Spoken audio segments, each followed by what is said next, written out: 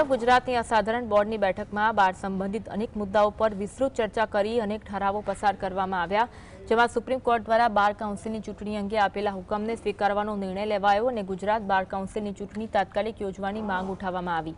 વકીલોના વેરિફિકેશનના મુદ્દા પર પણ ચર્ચા થઈ, જેના પગલે ગુજરાતના વકીલોના મતાધિકારને સુરક્ષિત રાખવાની રજૂઆત 17 તારીખે સુપ્રીમ કોર્ટમાં કરવાનો નિર્ણય લેવાયો। તેમજ બાર કાઉન્સિલ ઓફ ઇન્ડિયા દ્વારા ચૂંટણી માટે નક્કી કરાયેલી 1,25,000 રૂપિયાની ફી પર પુનઃવિચાર કરવાની ચર્ચા કરવામાં આવી હતી।